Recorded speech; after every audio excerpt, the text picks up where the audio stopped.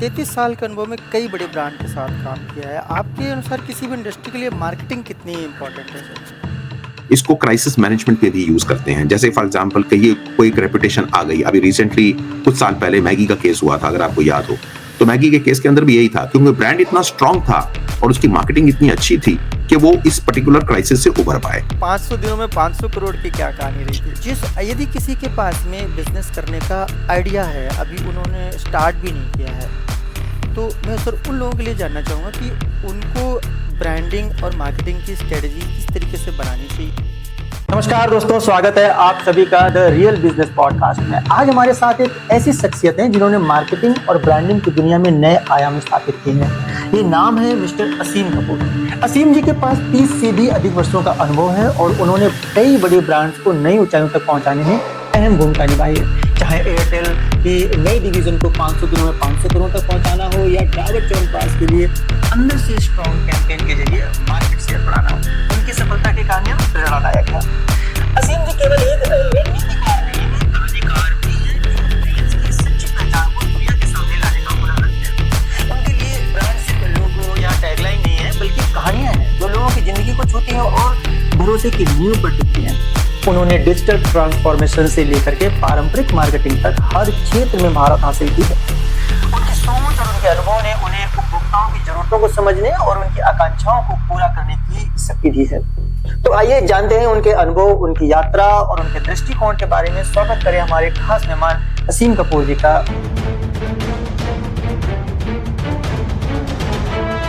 Sir स्वागत है आपका हमारे शो में और थैंक यू सो मच। आपने समय निकाला, इसके लिए बहुत बहुत धन्यवाद। नमस्कार धर्मेंद्र जी, नमस्कार आपके सारे व्यूअर्स को। बहुत बहुत हार्दिक बधाई नए वर्ष की। मैं सभी लोगों को नमस्कार करके उनको हार्दिक बधाई देता हूं नए वर्ष की। धन्यवाद सर। सबसे पहले सर मैं जानना चाहूँगा आपके अपने करियर की शुरुआत कैसी हुई और आपके लिए सबसे बड़ी प्रेरणा क्या रही? मेरे करियर की शुरुआत धर्मेंद्र रही एडवर्टाइजिंग से। मैंने ONM एक ओगिलवी एंड मेथर एडवर्टाइजिंग है, वहां पर मैंने ज्वाइन किया था अपनी स्टडीज कंप्लीट करने के बाद। और मैं इस टोटल जर्नी में जो कि 33 साल से ज्यादा की है, मेरा बिगेस्ट इंस्पिरेशन रहा है लोगों को समझना, उनको ऑब्जर्व करना और उनसे इंसाइट प्राप्त करके किस तरह से सक्सेसफुल ब्रांड बनाए जाते हैं।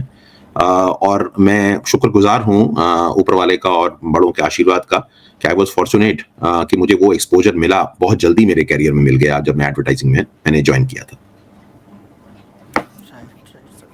बहुत अच्छा सर। सर मैं थोड़ा सा जानना चाहूँगा आपके अर्ली बैकग्राउंड के बारे में, जहाँ पर आपने what are the early skills you develop before coming into this career. और सर आपकी स्टडी के सर थोड़े से पार्ट को अगर आप कवर करना चाहें कि जिस तरीके से आप इस इंडस्ट्री में आए, किस तरीके से आपने मार्केटिंग के फील्ड को चुना। मेरे करियर की शुरुआत धर्मेंद्र एक्चुअली जैसे मैंने बोला कि एडवर्टाइजिंग से हुई थी, लेकिन उसके पहले मैं थोड़ा एजुकेशन के बारे में बताना चाहता हूँ। मैं बिकॉज मेरे फादर आर्मी बैकग्राउंड से थे, मैं मुख्तलिफ जगह पर अलग जगह पर ट्रैवल किया हूँ, बट मेरी जो आखिरी स्कूलिंग है वो दिल्ली में हुई थी। और दिल्ली में स्कूलिंग होने के बाद मैं अपनी पोस्ट ग्रेजुएशन के लिए IIMS लखनऊ गया था। मैंने वहाँ से अपना इंस्टीट्यूट ऑफ मैनेजमेंट लखनऊ से मैंने अपनी IIMS की डिग्री ली, MBA की। और उसके बाद मेरे पास ये अपॉर्चुनिटी थी कि मैं एक सेल्स कंपनी में ज्वाइन कर लूँ, जो कि जिसका मुझे ऑफर था वहाँ पर। लेकिन मैंने डिसाइड किया कि मैं एडवर्टाइजिंग ज्वाइन करूंगा और उसके पीछे एक छोटी सी कहानी है। कहानी ये है कि जब आप अलग अलग ब्रांड से काम करते हैं तो जिस तरह का एक्सपोजर उस वक्त में एडवर्टाइजिंग में मिल रहा था, उस तरह का एक्सपोजर शायद मुझे एक कंपनी में काम करने नहीं मिलता। तो मेरे पीछे ये मेरी विचारधारा थी कि मैं किसी तरह से अगर मैं ये काम कर सकूं और अलग अलग ब्रांड्स के बारे में सीख सकूं, बिकॉज मुझे रियलाइज हुआ था कि मेरे पास ये बहुत अच्छी अपॉर्चुनिटी है। और आपने जो सवाल पूछा कि किस तरह से आपने इसको बिल्डअप किया, आई थिंक सबसे इंपॉर्टेंट चीज मेरे लिए था कि जब मैं कस्टमर्स के बारे में समझता तो मैं उनकी इनसाइट समझने की कोशिश करता था। शुरू से ही मुझे बहुत उत्सुकता और ये थी कि समझने की कि किस तरह से कस्टमर जो है वो अपनी नीड को किस तरह से पेश करता है, उसकी क्या रिक्वायरमेंट है, क्या उसकी ज़रूरतें हैं जो हम लोग पूरी नहीं कर पाते। और प्रोडक्ट और सर्विस उसी लिए बनाए जाते हैं ताकि वो ज़रूरत को पूरा करें। कभी कभी वो ज़रूरत को पूरा करने में सक्षम नहीं रहते हैं, कभी कभी सक्षम रहते हैं। जो सक्षम रहते हैं वो बड़े ब्रांड्स बन जाते हैं, जो सक्षम नहीं रह पाते वो अपने आप को या तो अपने आप को रिफाइन करने की कोशिश करें या अपने आप को रिव्यू करने की कोशिश करें, जिससे कि वो वापस आके रेलेवेंट बन जाए। दो चीजें सबसे इंपॉर्टेंट है कस्टमर के लिए, आप किस तरह से मेरी जिंदगी में बदलाव ला रहे हैं, अच्छा या बुरा, और दूसरा आप जो कुछ भी कर रहे हैं वो मेरे लिए कैसे रेलेवेंट है। सो मैं अक्सर ये शब्द यूज करता हूं WIFM, what's in for me, मेरे लिए क्या है, हर कस्टमर ये पूछता है। तो इस तरह से मैंने अपनी जर्नी शुरुआत करी है। मेरे लिए रिलेशनशिप्स बनाना, रेलेवेंट रहना और इनोवेशंस को ड्राइव करना, ये 3 चीज़ों पे, ये 3 स्तंभ ऐसे हैं, 3 ऐसे पिलर्स हैं जिसके ऊपर मैंने अपनी अर्लियर पार्ट में काम किया। और मैं, जैसे मैंने बोला, मैं फॉर्चुनेट था कि मुझे वो सब अपॉर्चुनिटीज़ मिली जिसकी वजह से मैं इसको आगे ले जा सका। बहुत बहुत धन्यवाद सर। सर आपने 33 साल के अनुभव में कई बड़े ब्रांड के साथ काम किया है। आपके अनुसार किसी भी इंडस्ट्री के लिए मार्केटिंग कितनी इम्पोर्टेंट है सर? मार्केटिंग बहुत ज़्यादा इंपॉर्टेंट है, बिकॉज मार्केटिंग से 3-4 चीज़ें निकल कर आती हैं। पहली चीज़ तो ये है कि आप मार्केटिंग से अपनी ब्रांड अवेयरनेस को एस्टैब्लिश करते हैं, जैसे कि टॉप ऑफ माइंड रिकॉल। आज करीबन 400-450 चैनल्स हैं, इतनी सारी एडवर्टाइजिंग की बम्बार्डमेंट होती है। अगर आपकी अवेयरनेस नहीं है लोगों को और लोग आपके बारे में टॉप ऑफ माइंड नहीं करते हैं, मैं कोई भी चीज़ खरीदने जाता हूँ, छोटा बिस्किट हो या फॉर एग्जाम्पल मैं एक सेल फोन खरीदने जाऊँ या मोबाइल फोन खरीदने जाऊँ, तो हर चीज़ के लिए आज अवेयरनेस की ज़रूरत है। दूसरा, मैं ये बड़ा स्ट्रांगली बिलीव करता हूं कि मार्केटिंग का रोल जो है वो इमोशनल कनेक्ट बनाने का है। आप कस्टमर के साथ इमोशनल कनेक्शन बनाते हो, ट्रांजैक्शन नहीं करते। मैंने एक पर्टिकुलर चीज की आइटम खरीदा, मैं किसी ग्रोसरी शॉप में गया, मैंने एक आइटम खरीदा, मैंने वो ट्रांजैक्शन खत्म हो गई। जब मैं जाके बोलता हूं कि मुझे ए ब्रांड चाहिए या बी ब्रांड चाहिए, तो उस पर्टिकुलर सिचुएशन के अंदर मेरे एक इमोशनल कनेक्शन बना जाता है।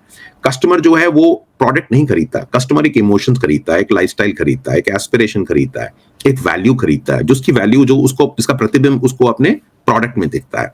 तो इस तरह से वो रहता है। तीसरा, आई थिंक कॉम्पिटिटिव रहना बहुत जरूरी है और मार्केटिंग हेल्प करता है आपको कॉम्पिटिटिव रहने में, ताकि वो आपकी ब्रांड रिकॉल और आपकी कैंपेन को आगे ले जा सके। चौथा, ट्रेंड को अडेप्ट करना बहुत जरूरी है, बिकॉज बहुत सारे ब्रांड्स इसको नहीं कर पाते हैं। और कॉम्पिटिटिव रहने से मतलब ये है कि आपकी वैल्यू प्रोपोजिशन, आपके प्रोडक्ट के बारे में जो यूनिक सेलिंग आपका प्रोपोजिशन है, वो बहुत स्ट्रांग होना चाहिए। तो इस तरह से मार्केटिंग जो है वो अलाइन करती है आपकी रिक्वायरमेंट्स को, ब्रांड्स को और जो ट्रेंड्स चल रहे हैं, उन तीनों का जो मिश्रण होता है, उसकी वजह से आप मार्केटिंग को एक बना सकते हैं। आखिरी पॉइंट जो मैं मेंशन करूंगा, बहुत सारे ब्रांड्स इसको क्राइसिस मैनेजमेंट में भी यूज करते हैं। जैसे फॉर एग्जांपल कहिए कोई एक रेपुटेशन आ गई, अभी रिसेंटली कुछ साल पहले मैगी का केस हुआ था, अगर आपको याद हो, तो मैगी के केस के अंदर भी यही था, क्योंकि ब्रांड इतना स्ट्रांग था और उसकी मार्केटिंग इतनी अच्छी थी कि वो इस पर्टिकुलर क्राइसिस से उभर पाए। सो ये सब चीजें इंपॉर्टेंट है। और अंत में जैसे मैंने बोला, कस्टमर के साथ रिलेशनशिप बनाना, उसके साथ रेलेवेंट रहना और इनोवेशंस को ड्राइव करना, ये 3 ऐसी चीजें हैं जो मार्केटिंग में हमेशा इंपॉर्टेंट है और मार्केटिंग हमेशा इसी के लिए जाना जाता है। यदि किसी के पास में बिजनेस करने का आइडिया है, अभी उन्होंने स्टार्ट भी नहीं किया है, तो मैं सर उन लोगों के लिए जानना चाहूँगा कि उनको ब्रांडिंग और मार्केटिंग की स्ट्रेटजी किस तरीके से बनानी चाहिए, जिस तरीके से वो, क्योंकि जब उनके पास आइडिया ही है, अभी उन्होंने स्टार्ट भी नहीं करा है, लेकिन ब्रांडिंग और मार्केटिंग एक इतना अहम हिस्सा होता है एक बिज़नेस का, जिसके बिना वो बहुत बड़ा ड्रीम या बहुत बड़े बिज़नेस के सक्सेस के बारे में नहीं सोच सकते हैं। तो सर उनके लिए आपकी क्या बेस्ट एडवाइस होगी, कैसे उनको प्रिपरेशन करनी चाहिए अपने ब्रांडिंग और मार्केटिंग स्ट्रेटजी की? आपने बहुत अच्छा सवाल पूछा धर्मेंद्र। इसमें एक्चुअली मैं भी काफ़ी सारे एसएमईज और स्टार्टअप्स के साथ आज काम करता हूँ, और जो मेरी ऑब्जर्वेशन है, वो दोनों एक्सपीरियंस और जो मेरे पिछले सालों के, कई सालों के एक्सपीरियंस है, 33 साल का, मैं इसमें ना कुछ शब्द, कुछ चीज़ें, टिप्स देना चाहूँगा। सबसे इंपॉर्टेंट चीज़ ये है कि मैं इसको 2 हिस्सों में डिवाइड करूँगा। एक हिस्सा होगा मैसेजिंग का पार्ट का और एक हिस्सा होगा आपका मीडियम का पार्ट का। आज की डेट में फॉर्चुनेटली अनफॉर्चुनेटली बहुत सारे लोग डिजिटल मार्केटिंग के बारे में बहुत इम्प्रेस्ड हैं और डिजिटल मार्केटिंग को सीधा जंप करना चाहते हैं। मेरी उनसे सिर्फ यही रिक्वेस्ट रहेगी, सबसे पहले आप ये समझें कि आप क्या बोलना चाहते हैं, किसको बोलना चाहते हैं। सो टारगेट अपने कस्टमर को करें इस तरह से कि उसके एक पर्सोना बनाएं और बताएं कि मैं कौन सी उसकी एक प्रॉब्लम को या उसकी नीड को एड्रेस कर रहा हूं। ये सबसे इंपॉर्टेंट चीज है। दूसरा, आपको डिजिटल प्रेजेंस आप करनी पड़ेगी। जैसे आपके आज की डेट में वेबसाइट है, सोशल मीडिया है, जहां पर आप मेटा के ऊपर एक्टिव हो सकते हैं, लिंक्डइन पे हो सकते हैं, और इससे आपको वाइडर रीच मिलती है। Google my business local audiences के लिए बहुत ही कारगर और अच्छी चीज है। सो आइडेंटिफिकेशन ऑडियंस करना, नंबर 1। नंबर 2, अपना एक वैल्यू प्रोपोजिशन या मैसेजिंग बनाना कि मैं क्या कहना चाहता हूं, मैं कौन सी प्रॉब्लम को सॉल्व कर रहा हूं। और तीसरा, अपनी डिजिटल प्रेजेंस करना।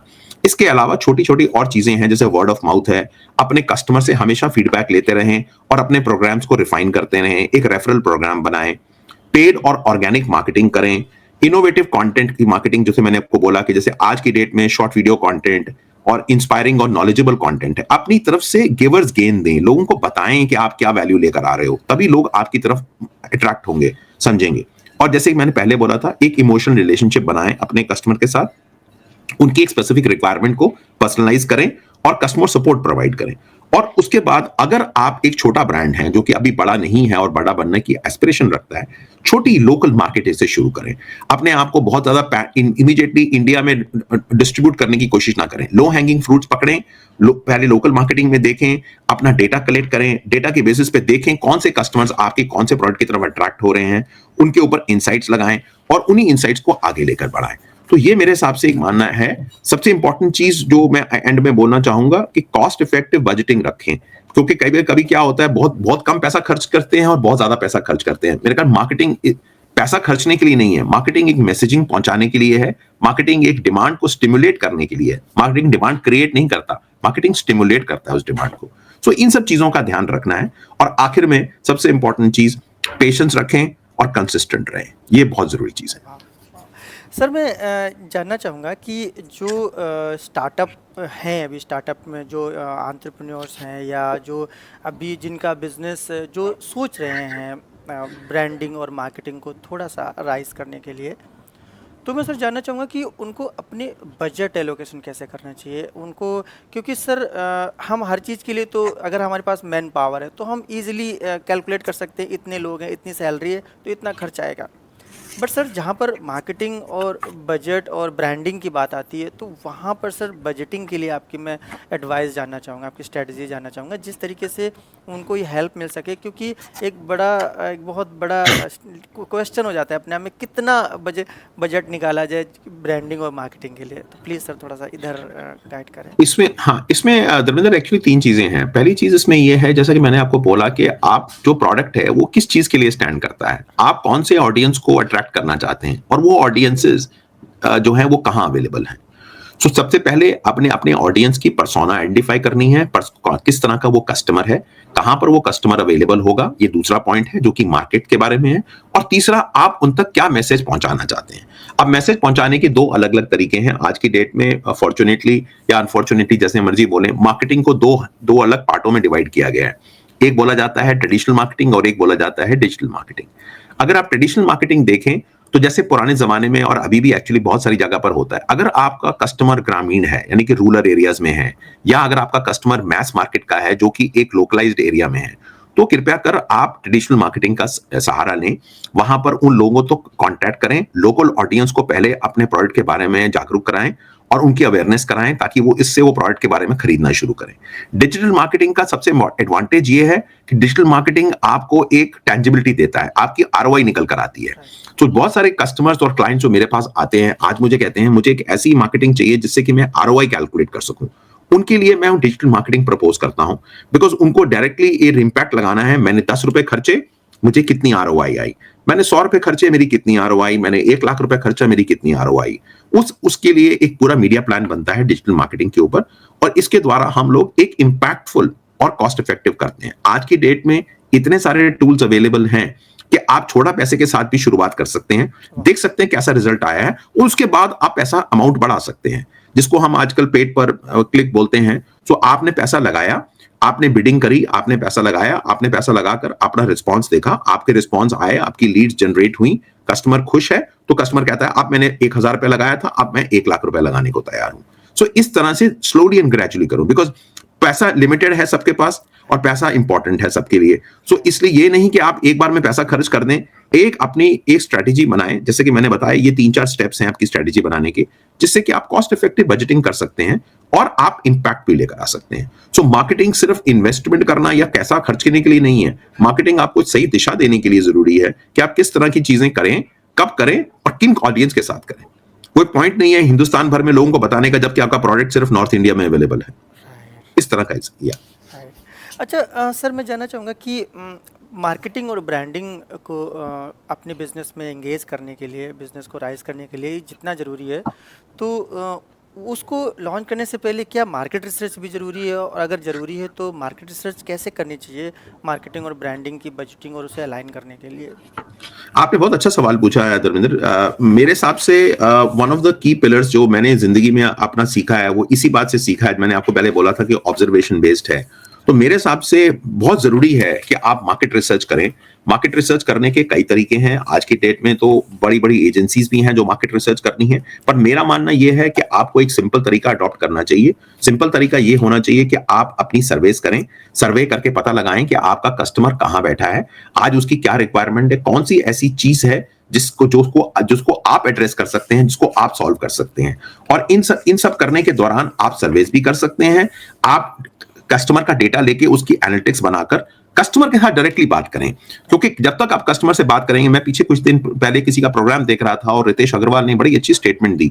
बोलता है मैं सुबह 8 बजे उठ के सारे कस्टमर के जो फीडबैक आते हैं वो पढ़ता हूं। तो ये एक बहुत बड़ी बात है कि अगर एक कंपनी का सीईओ अपने आप डायरेक्ट कस्टमर से इंटरेक्शन करता है और उनसे फीडबैक लेता है, तो इसके लिए उसको ही धन्यवाद करना चाहिए। बिकॉज वो जितना ज्यादा कस्टमर को समझेगा और उसकी रिक्वायरमेंट समझेगा, उतना ही वो आगे सक्षम बन पाएगा। कस्टमर का पर्सोना बनाना चाहिए। कंपटीशन के बारे में हमेशा ध्यान रखें। एक इंपॉर्टेंट पॉइंट जो 5वां पॉइंट पे मेंशन करना चाहता हूं, कंपटीशन का ध्यान बहुत रखें। और दूसरा, आपके कस्टमर की जर्नी मैप होने के बाद सोशल प्रेजेंस अपनी हमेशा ध्यान रखें। आप चैटबॉट यूज कर रहे हैं, आप वेबसाइट यूज कर रहे हैं, निरंतर वेबसाइट के ऊपर विजिट करते रहें, देखते रहें कस्टमर आपको कैसा फीडबैक दे रहा है। और इसलिए मेरे हिसाब से मार्केट रिसर्च बहुत जरूरी है। अगर आप एक बड़ा ब्रांड है और अगर आप मार्केट में प्रॉपर रिसर्च करना चाहते हैं तो रिसर्च एजेंसीज अवेलेबल है। मार्केट रिसर्च का एक विंग है मेरा जो मैं यूज करता हूं, जिसके द्वारा मैं रिसर्च करके लोगों को बताता हूं। और सबसे इंपॉर्टेंट चीज, ये आपको ट्रेंड्स और क्या चल रहा है मार्केट में, इनोवेशंस, उसके बारे में पता लगाता है। बिकॉज कस्टमर बहुत डायनेमिक है। कस्टमर आज आपके साथ है बिकॉज उसको एक बेनिफिट दिख रहा है, कल वो कस्टमर चला जाएगा बिकॉज उसको कहीं बेनिफिट और दिख रहा है। सो लिसनिंग करें, एनालिसिस करें और कस्टमर के टच में रहें। ये 3 चीजें बहुत जरूरी हैं। तो सर आपने आरओआई की बात करी थी, तो जो छोटे स्टार्टअप हैं, जो बहुत लघु उद्योग हैं या एमएसएमई की बात कर लें या अर्ली स्टेज पे हैं, उन्होंने बजट एलोकेटिंग कर ली, मार्केट रिसर्च कर लिया।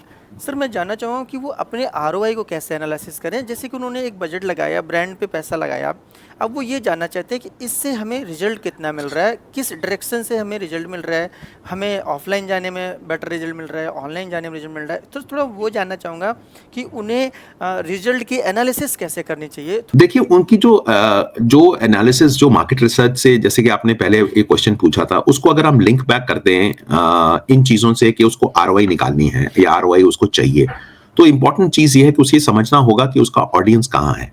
अगर उसका मान लीजिए ऑडियंस पैन इंडिया है और उसको ऑडियंस को रीच करना चाहता है और देखना चाहता है मेरी कितनी एंगेजमेंट आई है। कुछ साल पहले हम लोग शुरुआत करते थे, बोलते थे मेरे इतने फॉलोअर्स हैं। आज की डेट में जितने भी कस्टमर्स हैं वो फॉलोइंग की बात नहीं करते, वो बात करते हैं एंगेजमेंट की, कन्वर्जन। तो एक मापदंड जो सिंपल है वो ये है कि आपने एक कैंपेन करी और आपको कितनी लीड्स जनरेट हुई। वो लीड्स को कन्वर्ट करना एमएसएमई का या एसएमई का काम है। मार्केटिंग का काम यह है कि वो कस्टमर के लिए, जैसे मैंने पहले बोला था, स्टिमुलेट करे डिमांड को। तो अगर आपके पास एक ऐसा प्रोपोजिशन है, एक ऐसी ऑफर है, एक ऐसा मार्केटिंग इनिशिएटिव आपने लगाया है जिसके द्वारा आप कस्टमर्स को लुभा सकते हैं, अट्रैक्ट कर सकते हैं, तो इस तरह से कस्टमर आपके साथ एंगेज होगा। दूसरी चीज ये है, अपने ब्रांड बिजनेस में ऑनेस्टी रखें। जो चीज आप बोल रहे हैं उसको डिलीवर करें। अगर आप वो डिलीवर नहीं करेंगे तो कस्टमर डिसइल्यूजन्ड होकर चला जाएगा और आपको नेगेटिव पब्लिसिटी बहुत मिलेगी। तीसरा इंपॉर्टेंट चीज ये है कि अगर आपने सिर्फ ही और सिर्फ आरओआई पे ही फोकस करना है, तो मेरा संक्षेप में आपको ये एडवाइस रहेगा कि आप कृपया कर सिर्फ डिजिटल मार्केटिंग पे फोकस करें। ट्रेडिशनल मार्केटिंग में आरओआई निकालना जरा मुश्किल है, इम्पॉसिबल नहीं है लेकिन मुश्किल है। आरओआई निकालना डिजिटल मार्केटिंग में आसान है। डिजिटल मार्केटिंग का उपयोग करें, अपना, जैसे मैंने बोला, थोड़ा पैसा लगाएं, पहले देखें उसका रिस्पॉन्स क्या आ रहा है और उसके बेसिस के ऊपर अपने बजट को धीरे धीरे करके बढ़ाएं।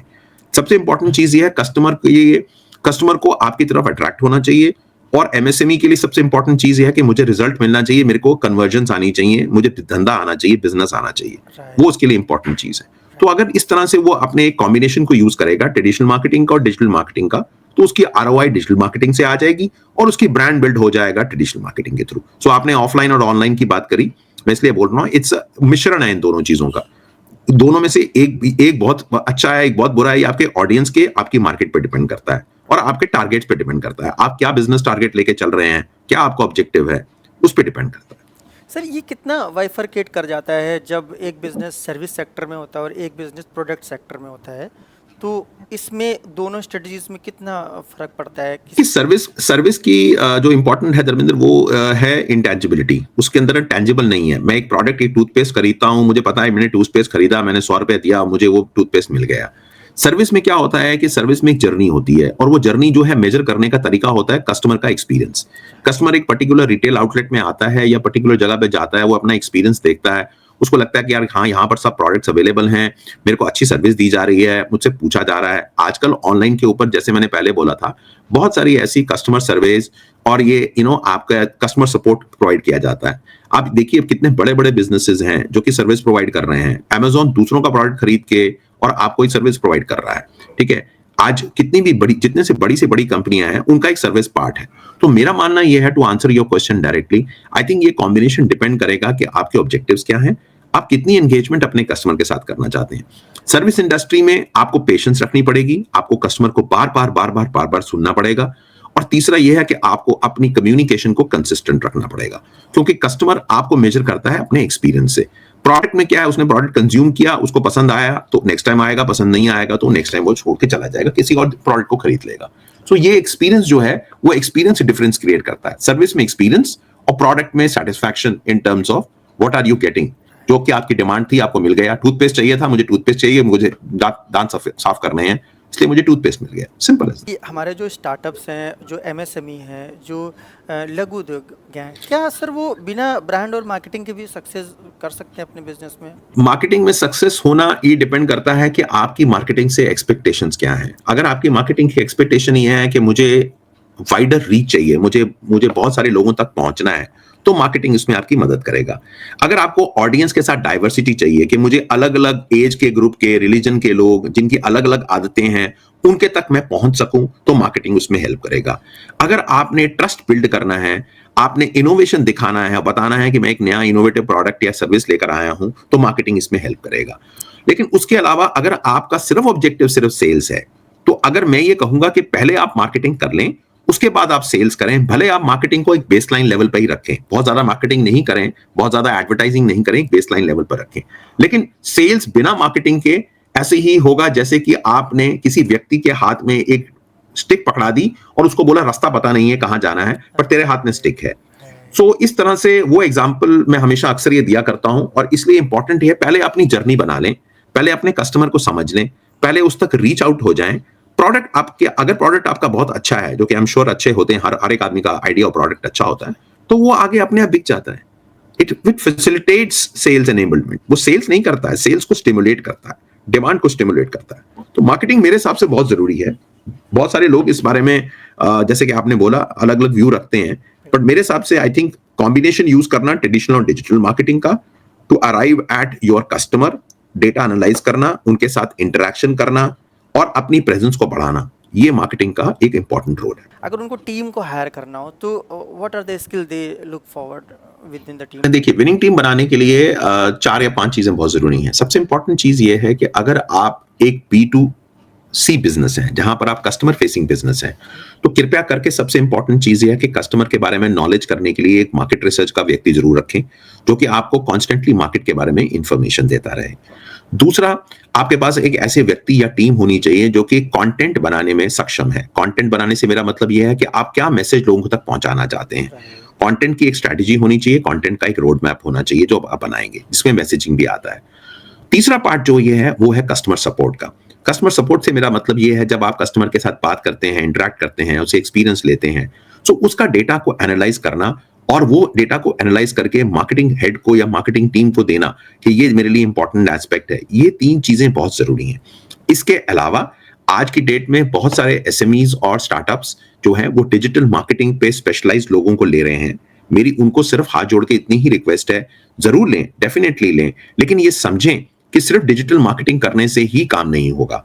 आपको एक पर्टिकुलर कस्टमर के बारे में इंसाइट लेनी होगी, अपना वैल्यू प्रोपोजिशन बनाना होगा, उसके बाद ही आप उसको प्रॉपर तरीके से मार्केटिंग करें। एक छोटा मोटा कैंपेन करके और कुछ लीड्स लाकर सक्सेसफुल होना मेरे हिसाब से वो सस्टेनेबल नहीं है, बिकॉज हर बार लीड्स नहीं आएंगी, क्योंकि आपका मैसेज उतना पावरफुल होना चाहिए कि कस्टमर अट्रैक्ट हो और कस्टमर लीड पे आकर लीड फॉर्म भरे। तो ये इंपॉर्टेंट चीजें हैं जो आदमी को समझनी चाहिए। आखिर में आपके पास एक ऐसा व्यक्ति होना चाहिए जो कस्टमर की पल्स और मार्केट की पल्स को समझ सके, ठीक है, वो जो कि इमोशनल कनेक्शन बना सके। तो इसलिए कंटेंट में जो इमोशंस का तड़का डालना है वो बहुत जरूरी है। अगर वो तड़का आपने नहीं डाला है तो ट्रांजैक्शन बन रह जाएंगे। आपका जब भी आप प्राइस का डिस्काउंट देंगे, कस्टमर आएगा, कस्टमर आपके प्राइस डिस्काउंट का फायदा लेगा और चला जाएगा। कस्टमर रेगुलर आना चाहिए। रेगुलर कस्टमर तभी आएगा जब वो आपके साथ रिलेशनशिप बनाएगा, जब उसको लगेगा। अब मैं छोटा सा एग्जांपल देता हूं यहां पर कॉफी ब्रांड्स का। अब आप देखें, जो स्टारबक्स में जाते हैं, क्या वो आपको लगता है कि सिर्फ स्टारबक्स में सिर्फ कॉफी पीने जाते हैं? नहीं, वो कॉफी पीने नहीं जाते हैं, वो वहां का कस्टमर एक्सपीरियंस लेने जाते हैं। उनको अच्छा लगता है जब मग के ऊपर उनका नाम लिखा जाता है असीम कपूर, और असीम कपूर का नाम बुलाया जाता है। करीबन वहां पर 100 लोग बैठे होते हैं। कितना अच्छा लगता है, क्योंकि आपको लगता है कि मेरे लिए पर्सनलाइजेशन हो गई। मेरा कस्टमर ने मेरी स्पेसिफिक रिक्वायरमेंट के हिसाब से मैंने उसकी एक रिक्वायरमेंट को फुलफिल करा। तो ये बहुत जरूरी है कि आज की डेट में आप कस्टमर के टच में रहें, पर्सनलाइजेशन करें। और आज के तो पर्सनलाइजेशन का ही जमाना है।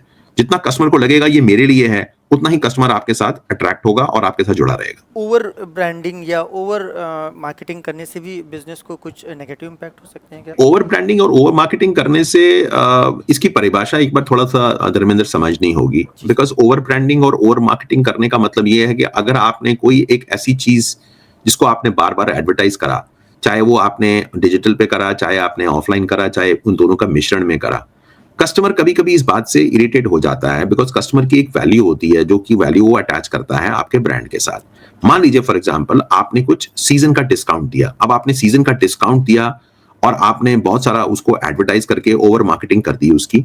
कस्टमर आपके रिटेल आउटलेट में गया, पता चला उसको कि उस पर्टिकुलर चीज की अब अवेलेबिलिटी नहीं है, बिकॉज डिमांड बहुत ज्यादा थी और आप फुलफिल नहीं कर पाए। तो थोड़ा सा इस बात का ध्यान रखिए कि कस्टमर डिसइल्यूजन्ड होकर, हताश और निराश होकर नहीं जाना चाहिए। कस्टमर को ये नहीं लगना चाहिए कि आपने इतनी मार्केटिंग कर दी लेकिन आपका प्रोडक्ट अवेलेबल नहीं था, मैं लेने आया था, घर से निकला, या मैंने ऑनलाइन किसी भी ऑनलाइन साइट पे ऑर्डर करा और वो मुझे अच्छी चीज नहीं मिली। आज की डेट में मुझे इस बात का थोड़ा सा जागरूकता लोगों को भी देनी है कि आप अपने ऑनलाइन के ऊपर, सोशल मीडिया के ऊपर, क्विक कॉमर्स के ऊपर, ई कॉमर्स के ऊपर आप अपने अपने प्रोडक्ट्स की डिस्प्ले या अपनी सर्विस का डिस्प्ले कर रहे हैं। इस बात का ध्यान रखिए कि आपका प्रोडक्ट या सर्विस वहां पर अवेलेबल होनी चाहिए। बिकॉज कस्टमर एक्सपीरियंस उतना ही अच्छा और उतना ही बुरा है जब उसका लास्ट एक्सपीरियंस होता है। हम ये बात अक्सर बोला करते थे, यू आर एज गुड और as bad as your last particular transaction. तो ट्रांजैक्शन से निकलने का तरीका यही है, अपना ब्रांड बिल्ड करिए। कस्टमर को हमेशा याद रहना चाहिए, अच्छा यार मुझे टूथपेस्ट खरीदना है तो वो वाला टूथपेस्ट खरीदूंगा, क्योंकि आप उसकी कस्टमर की रिलेशनशिप है आपके साथ, ना कि ट्रांजैक्शन है। यार कोई भी टूथपेस्ट दे दो जो 100 रुपए का हो या 50 रुपए का।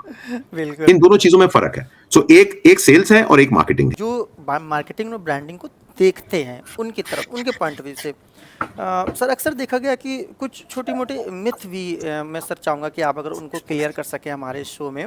बहुत सारे मिथ भी मार्केट में रहते हैं, जैसे कि हमने तो पैसे दे के रेटिंग करवा रखी है, मतलब कहीं हमने या मतलब ब्रांड मार्केटिंग में इतना या मतलब एडवर्टीज में इतना बता रहे हैं, ऐसा कुछ होता नहीं। इसमें जो एस्पेक्ट्स हैं मार्केटिंग के, बहुत सारे मिथ्स हैं। आप धर्मेंद्र बिल्कुल ठीक बोल रहे हैं। और मार्केटिंग के बहुत सारे मिथ्स इसलिए हैं, जैसे कि मैंने बोला कि लोग दो चीजों के बारे में डिफरेंस नहीं कर पाते। पहला है मार्केटिंग और सेल्स का, दूसरा ये है कि आरओआई का।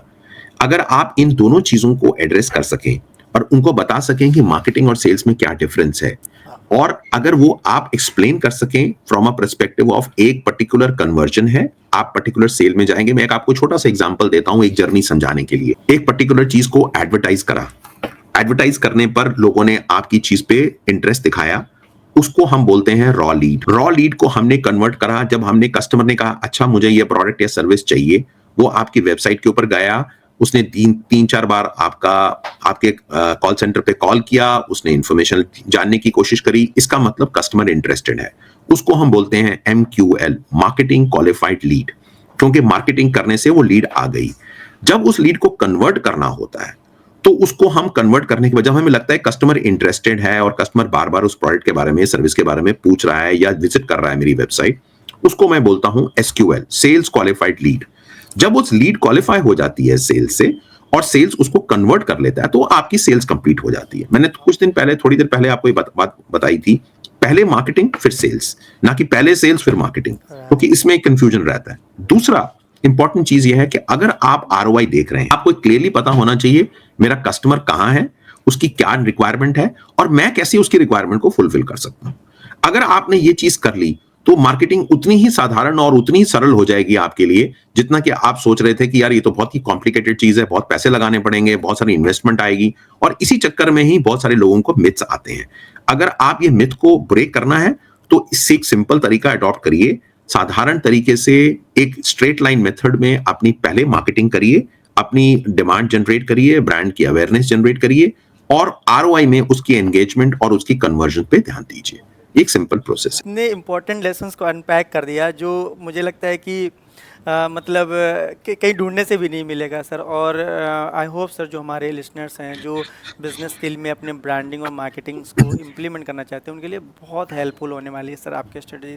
सर मैं जानना चाहूँगा कि जो मार्केटिंग और ब्रांडिंग में अपना करियर बनाना चाहते हैं, what are the early skills they should develop, किस तरीके से उन्हें अपने फोकस और एनर्जी को डाइवर्ट करना चाहिए ताकि वो इस फील्ड में अपने करियर में हाई तक पहुँच सकें सर? देखिए, अगर आप अपना बनाना चाहते हैं और अपना एक मार्केटिंग और कैरियर बनाना चाहते हैं तो सबसे इंपॉर्टेंट पहले ये समझिए कि जो आपका ब्रांड है या जिस ब्रांड के लिए आप काम कर रहे हैं उसका पर्पस क्या है, उसकी वैल्यूज क्या है, वो किस चीज के लिए स्टैंड करता है। दूसरा इंपॉर्टेंट समझना होगा कि ब्रांड कितना यूनिक है या मार्केटिंग में कैसे यूनिक में क्रिएट कर सकता हूं, ट्रस्टवर्थी कर सकता हूं और लोग मेरी कैंपेन को याद रखें। आज हम बोलते हैं पेप्सी की एड लोग याद रखते हैं या एप्पल की एड लोग याद रखते हैं। क्यों याद रखते हैं? इसीलिए याद रखते हैं कि वो यूनिक रहती है, ट्रस्टवर्दी रहती है और वो कहीं दिल को छूती है, दिमाग को नहीं। तो जो इमोशंस आप क्रिएट कर सकते हैं अपनी वैल्यू प्रोपोजिशन से, उसको स्पेशल बनाइए और कस्टमर के लिए उसको रेलेवेंट बना दीजिए। मैंने शुरू में वर्ड यूज किया था WIFM, what's in for me. अगर व्हाट्स इन फॉर मी का जवाब आप दे देंगे तो आप एक सक्सेसफुल मार्केटर बन सकते हैं। दूसरा, अपने ब्रांड की टोन और वॉइस को हम्बल रखें। कस्टमर को ये नहीं बोले मैं नंबर 1 हूं, मैं नंबर 2 हूं। ठीक है, जैसे आपने बोला बहुत सारे लोग ये मिथ्स लेते हैं ना, अरे यार 2000 में मैं वो सर्वे खरीद लूंगा, मैं नंबर 1 बन जाऊंगा। ये हो रहा है, बिल्कुल ठीक कह रहे हैं धर्मेंद्र आप, लेकिन मेरे हिसाब से आपकी अपनी ऑनेस्टी, आपकी अपनी इंटेग्रिटी आपके अपने हाथ में है। अगर आप कस्टमर के साथ उस तरह से बात करते हैं, उस भाषा में बात करते हैं जो वो कस्टमर समझ सके, तो कस्टमर का एक्सपीरियंस अपने आप ऑटोमेटिकली हो जाता है। मैं एक सिंपल एग्जांपल देता हूं, फिर मैंने आपको स्टारबक्स का एग्जांपल दिया था, मैं एक सिंपल एग्जांपल देता हूं। एक रेस्टोरेंट बहुत ज्यादा भरा होता है और एक रेस्टोरेंट बिल्कुल खाली होता है, दोनों आजू बाजू में होते हैं, दोनों सेम ही चीज ऑफर कर रहे होते हैं।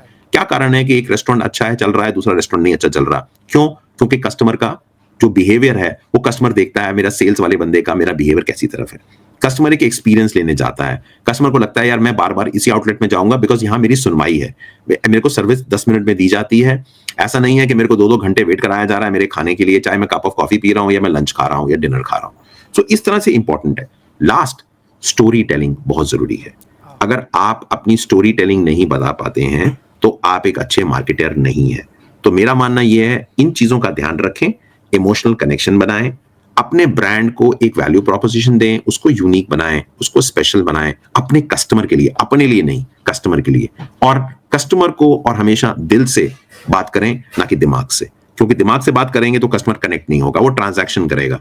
दिल से बात करेंगे तो कस्टमर आपके साथ जुड़ जाएगा। 500 दिनों में 500 करोड़ की क्या कहानी रही थी? बड़ी इंटरेस्टिंग कहानी है एक्चुअली। जब हमने ये एंटरप्राइज शुरू किया था तो हमारी कंपनी एयरटेल में हमने एक एंटरप्राइज सर्विसेज के नाम से कंपनी शुरू करी थी और हमारा ये था कि हम चाहते ये थे कि किसी तरह से हम राइट ऑडियंस पे फोकस करें। और इसमें आपने कहानी पूछी तो मैं आपको एक छोटी सी कहानी बताऊंगा। जब हम लोगों ने ये सर्विसेज शुरू करी थी तो हमने कस्टमर के बारे में जानने की कोशिश करी और टेलीकॉम एक ऐसी सर्विसेज है जहां पर कस्टमर बहुत जल्दी कन्वर्ट नहीं होता है। अपने एग्जिस्टिंग पर्टिकुलर पार्टनर के साथ दूसरे पार्टनर पे जाने में उसे तकलीफ होती है बिकॉज बहुत सारी चीजें उसमें इन्वॉल्व होती हैं। जब हमको ये रियलाइज हुआ कि हमें कस्टमर की पेन पॉइंट को समझना है और कस्टमर को राइट प्रोडक्ट देना है, क्योंकि क्या हो रहा था कि पहले बहुत सारे लोग उनको बहुत सारी चीजें दे रहे थे और वो चीजों की शायद उनको जरूरत भी नहीं थी। तो हमने फोकस आइडेंटिफाई करा, हमने अपना राइट ऑडियंस आइडेंटिफाई करा और हमने एक राइट प्रोडक्ट बनाया उस ऑडियंस के लिए। इसके चलते हम लोगों ने धीरे धीरे करते हुए हमने अपने वर्टिकलाइजेशन करी। कोई मैन्युफैक्चरिंग में था, कोई आईटी एनेबल्ड सर्विसेज में था, कोई और सर्विसेज में था, जैसे फाइनेंशियल सर्विसेज में था। इस तरह से हमने इन सब का 3 मिश्रण करके, फोकस करके, राइट ऑडियंस लेकर और राइट प्रोडक्ट बनाकर हम लोगों ने इस तरह से 500 दिनों में 500 करोड़ एयरटेल के लिए करा। वाह, वाह! और सर वो इंडिया टुडे में आपने तो सर रेवेन्यू 3 गुना कर दिया था सर, ये तो इंटरनेट पे पूरी तरीके से वायरल हो रखा है सर। हाँ जी, हाँ जी, वो इसलिए था क्योंकि उसमें बिज़नेस टुडे जो है वो एक मैगज़ीन सेगमेंट में जब हम लोगों ने एंटर किया था तो हमें रियलाइज़ हुआ कि कस्टमर जो है वो इमोशनली कनेक्टेड है बिज़नेस टुडे के साथ। लेकिन वो चाह रहा है कि उसको नई-नई चीज़ें, नई-नई वैल्यूज़ दी जाएँ। तो जब हमने वायरलिटी कैंपेन शुरू करी थी तो हमने एक एक हमारा और पब्लिकेशन था, उसके साथ जुड़ के हमने कंटेंट की सिंडिकेशन करी थी और उनका कंटेंट लेकर हमने अपने इंडियन कस्टमर्स को उस कंटेंट के बारे में जागरूक कराया था। तो इससे क्या हुआ कि जैसे हमने उसको वेबसाइट पे भी डाला, बहुत सारी चीजें हमने ऐसी करी। इसके चलते जो कस्टमर है वो हमारी तरफ ज्यादा अट्रैक्ट हो गया, बिकॉज उसको नॉलेज मिली, उसको एक ऐसी चीज मिली जो उसको बाकी बिजनेस मैगजीन्स में नहीं मिल रही थी। और इस वजह से हमारी वायरलिटी 3x 4x चली। सर थोड़ा सा मैं चाहूँगा अगर आप थोड़ा सा फोकस मार्केटिंग लीडर्स के बारे में कर सकें, क्योंकि आप फाउंडर भी हैं, सीईओ भी हैं इस कंपनी के, तो सर किस तरीके से ये बेनिफिट करती है स्टार्टअप्स को, मार्केटिंग ग्लाइडर्स को? अच्छा, देखिए मार्केटिंग ग्लाइडर्स का जो था, हमारे 3 पिलर्स थे जिसके ऊपर हमने डिसाइड किया था कि हम मार्केटिंग ग्लाइडर्स शुरू करेंगे। पहला ये था कि मुझे बड़े-बड़े ब्रांड्स के साथ काम करके ये रियलाइज हुआ और छोटे ब्रांड्स के साथ भी रियलाइज हुआ कि कस्टमर कनेक्ट कहीं-कहीं ना जा रहा है। लोगों को लगता है कि हमें अपने कस्टमर के बारे में पता है, बट अनफॉर्चुनेटली बहुत सारे लोगों को अपने कस्टमर्स के बारे में उतनी नॉलेज नहीं है जितनी होनी चाहिए। दूसरा मेरे को ये समझ में आया कि बहुत सारे बिजनेसेस के पास कोई क्लियर फोकस नहीं है, क्लियर ऑब्जेक्टिव नहीं है। बिजनेस प्लान तो बना लेते हैं लेकिन उसका क्लियर फोकस नहीं है, मुझे जाना कहाँ है, क्या बात करना है। और इसमें B2B और B2C अलग-अलग कस्टमर अलग-अलग तरीके से बिहेव करते हैं। तीसरा मुझे ये रियलाइज हुआ कि कस्टमर की जो वैल्यू प्रोपोजिशंस हैं वो बहुत जो हैं वो यूनिक नहीं है, वो थोड़ी सी हेजी हैं। और कस्टमर कभी-कभी उसके बारे में पूछता है तो प्रोडक्ट या ब्रांड उसको ठीक तरह से एक्सप्लेन नहीं कर पाता। तो मार्केटिंग ग्लाइडर्स का ये 3 बड़े ऑब्जेक्टिव्स थे। हमने ये डिसाइड करा हम कस्टमर की अंडरस्टैंडिंग को लेकर एक वैल्यू प्रोपोजिशन कंटेंट के फॉर्म में बनाएंगे और उसको इंप्लीमेंट करेंगे कस्टमर की इमोशनली। एक इमोशनल कनेक्शन जनरेट करेंगे कस्टमर के साथ, ताकि प्रोडक्ट और सर्विस जिसके लिए मार्केटिंग ग्लाइडर्स जाना जाता है और जिसके लिए मार्केटिंग ग्लाइडर्स आज अपने कई कस्टमर्स को मदद कर रहा है, सपोर्ट कर रहा है, असिस्ट कर रहा है, वो इसी वजह से हो पाया है क्योंकि हमने इन 3 पिलर्स के ऊपर बहुत काम करा है। हम ये भी मानते हैं कि ब्रांड की आइडेंटिटी एस्टैब्लिश होनी चाहिए, हम ये भी मानते हैं कि वैल्यू प्रोपोजिशन बहुत स्ट्रांग होना चाहिए, लेकिन हमारा फोकस ज्यादा मैसेजिंग पर है, मीडियम पे नहीं है। मीडियम अपने आप आ जाएगा अगर आपके मैसेज करेक्ट होगा, अगर कस्टमर आपके साथ जुड़ जाएगा उसके बाद आपको रीच आउट करना है अपने कस्टमर को, लेकिन मैसेज सबसे इंपॉर्टेंट चीज है और मैसेज के लिए कस्टमर का समझना उससे इंपॉर्टेंट है। तो ये दोनों चीजों को, इन तीनों फैक्टर्स को लेकर हमने मार्केटिंग ग्लाइडर्स शुरू करी और आज भगवान की कृपा है और जो है ऊपर वाले का आशीर्वाद है कि हम आज काफी अच्छा कर रहे हैं अपनी इस पर्टिकुलर फील्ड में। सर बहुत कुछ पढ़ा है मैंने मार्केटिंग लीडर आपका इंटरनेट के बारे में, बहुत ही चीज़ें हैं इसमें। और खासकर स्टार्टअप्स, जो स्टार्टअप इंडिया का जो पोर्टल है वहाँ पर तो सर आप जिस हिसाब से सपोर्ट कर रहे हैं स्टार्टअप्स इंडिया को, that is really incredible support sir. Sir मैं जानना चाहूँगा अपने 33 साल के करियर में you enjoyed a lot of success working with a big brand in India. Sir मैं जानना चाहूँगा कभी आपके करियर में कभी किसी फेल्योर को आपने फेस किया और कैसे आप उससे बाहर निकले, and what advice you want to give the people who fail in their life and how they should come out from that failure? I think मैं एक्चुअली एक एग्जांपल लेना चाहूंगा। फेलियर्स तो काफी सारे हैं, मैं आपसे झूठ नहीं बोलूंगा, लेकिन एक थिंग स्पेसिफिक एग्जांपल मैं लेना चाहूंगा। जब हम डाबर में काम कर रहे थे, हमारा शुरू में इनिशियली मेरा एक्सपीरियंस डाबर के साथ ये था कि इतना बड़ा पावरफुल ब्रांड है, हमें एक मार्केटिंग की इतनी जरूरत नहीं है, हम लोग नहीं इसको समझ पाएंगे।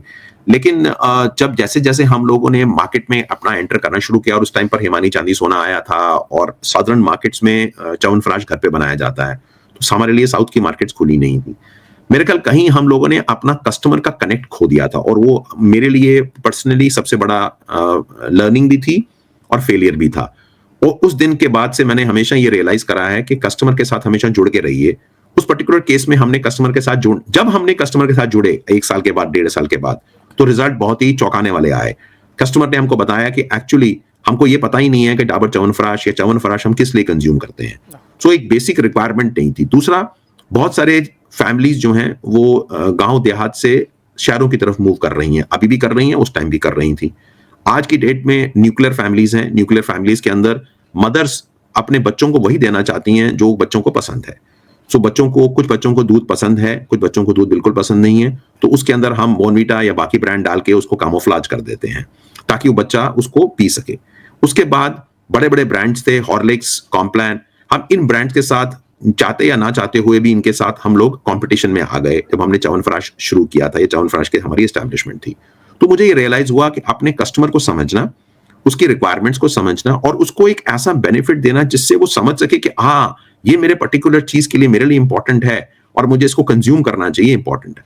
दूसरा हमारा फेलियर वहां पर ये हुआ था, हमने च्यवनप्राश को कोशिश ये करी कि हमने पूरा साल बेचने की कोशिश करी। नॉर्थ इंडिया में च्यवनप्राश चलता है दिवाली से होली, क्योंकि उसके अंदर लोगों को लगता है ये गर्म है, इसके अंदर घी है, इसके अंदर विटामिन सी है, तो ये सब चीजें जो हैं, ये सब चीजें हमको लिमिटेड पीरियड के लिए कंज्यूम करनी चाहिए।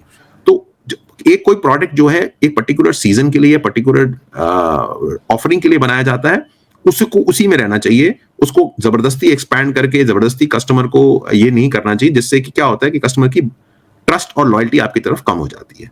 सो ये मेरे 2 एक्सपीरियंसेस हैं जो मैं शेयर करना चाहता हूँ, जहां से मुझे बहुत कुछ सीखने को मिला। Sir, your advice, if any one person in the business if fails in somehow, then how should they come out from that failure? See, the only thing, use अंग्रेजी की एक पुरानी कहावत है, but always use that failure is your stepping stone to success. और हमेशा याद रखिए कि आप सक्सेस बस थोड़ी सी ही दूर है। आप अभी यहाँ पर फेलियर पे आए हैं, फेलियर से अपने एक्सपीरियंस लीजिए, अब अपने बेसिक्स पे चले जाइए वापस।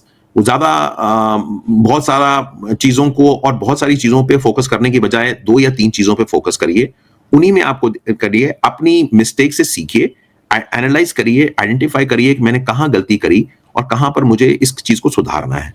क्योंकि there is no age to learn, there is no age to come out of failures. So मेरे हिसाब से failure is only a stepping stone to success. जितना जल्दी आप उसको समझ जाएंगे और उससे लर्न कर लेंगे, बस इतनी एक आखिरी रिक्वेस्ट ये है, कृपया करके एक ही मिस्टेक को दोबारा रिपीट ना करें। वो चीजें सर, वो स्ट्रेटजी या टिप्स एंड टेक्निक आप बताएं प्लीज, जो हमें नहीं पूछ पाए शो के दौरान। आपने बहुत सारे अच्छे सवाल पूछे धर्मेंद्र। मैं 2 चीजों पे फोकस करना चाहूंगा। एक, आई थिंक सबसे इंपॉर्टेंट चीज है जो मुझे बहुत सारे लोग बोलते हैं, अरे ब्रांड बनाने में तो बहुत टाइम लगेगा। मैं उस बात को कॉन्टेस्ट नहीं कर रहा हूं, ये भी एक मिथ है, लेकिन आई थिंक पावरफुल ब्रांड बनाने के कुछ ट्रेड्स हैं, कुछ फैक्टर्स हैं जो मैं भाई यहाँ मेंशन करना चाहूंगा। सबसे इंपॉर्टेंट चीज, जैसे कि मैंने आपको बोला, सबसे जरूरी ये है कि आप अपने पर्पस और वैल्यू को सबसे आगे रखें। आप अपने स्टाफ को, सबको कम्युनिकेट करें कि आपका क्या पर्पस है। दूसरा, एक वैल्यू प्रोपोजिशन डेफिनेटली बनाएं। व्हाट्स इन फॉर मी का जवाब हमेशा अपने दिमाग में रखें। हर बार कस्टमर की तरह सोचें और ये पूछें कि अगर मैं ये चीज वहां कस्टमर को दे रहा हूं, क्या मैं खुद खरीदूंगा, क्या मेरे घर वाले खरीदेंगे? इस चीज का हमेशा ध्यान रखें और ये बड़ा अच्छा एक बैरोमीटर हो सकता है। तीसरा, अपनी विजुअल आइडेंटिटी हमेशा बनाएं।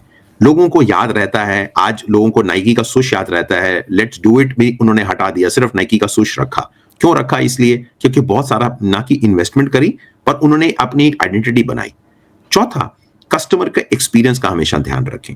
5, कहानियां हमेशा लोगों को याद रहती हैं। Facts tell but stories sell. So हमेशा याद रखिए, स्टोरी बनाइए अपनी चीजों का, कस्टमर के साथ जुड़िए, उसका एक इमोशनल कनेक्शन बनाइए और अपने ब्रांड को हमेशा कस्टमर की एक्सपेक्टेशंस पे टेस्ट करते रहिए। कस्टमर आपके साथ एक्सपेक्टेशन अच्छी है, बुरी है, आप गिर गए हैं, आप बढ़ गए हैं, और हमेशा ध्यान रखिए कंपटीशन हमेशा आप पे नजर रखा हुआ है, आपको भी कंपटीशन पे नजर रखना है, उसको कॉपी नहीं करना है। वो अपना कर रहे हैं, उनको अपना करने दीजिए, लेकिन हमेशा जागरूक रहिए कि कंपटीशन मार्केट में क्या कर रहा है, बिकॉज आज की डेट में कस्टमर जो है वो बहुत डायनेमिक है और कस्टमर अब इन सब चीजों को मूव कर रहा है। दूसरी चीज जो आपने शायद मेंशन नहीं करी और मैं थोड़ा सा उसके बारे में आगे बात करना चाहूंगा, वो मैं बात करना चाहूंगा विजन और मिशन की। आई थिंक सबसे इंपॉर्टेंट चीज ये है कि अगर कंपनी में विजन और मिशन नहीं है तो आप इंटरनली अपने स्टाफ को उतना मोटिवेट, उतना इंस्पायर नहीं कर पाएंगे। तो मेरा सजेशन आप सब लोगों को ये होगा, अपना एक मिशन और विजन डेफिनेटली बनाएं, उस मिशन और विजन को लोगों तक पहुंचाएं, कम्युनिकेट करें, लोगों को बताएं कि आप क्यों एग्जिस्ट करते हैं, आप क्या करना चाहते हैं, एक लाइन में ही, बहुत ज्यादा लंबी जरूरत नहीं है। जैसे मान लो फॉर एग्जांपल एप्पल की बात करता हूं तो एप्पल अपने आप को इनोवेशन की बात करता है और कस्टमर एक्सपीरियंस की बात करता है।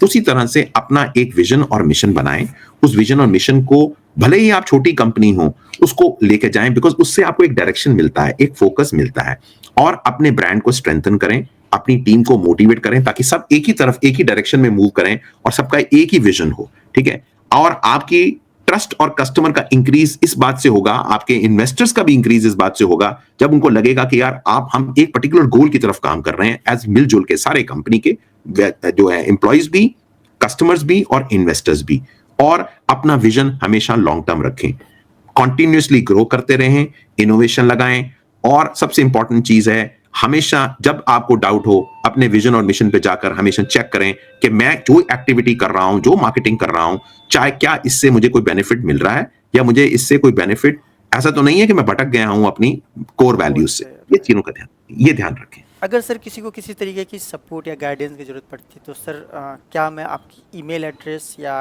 कॉन्टैक्ट नंबर डिस्प्ले कर सकता हूँ? प्लीज मेरा कॉन्टैक्ट नंबर और ईमेल एड्रेस आप डिस्प्ले कर सकते हैं। वीडियो पर मैं हाँ नहीं, मैं हमेशा अवेलेबल रहूंगा, और मैं कोशिश ये करता हूं कि छोटे से छोटा और स्टार्टअप हो या किसी का भी हो, छोटा बड़ा कुछ नहीं होता है, उसके पास बहुत पावरफुल आइडिया है।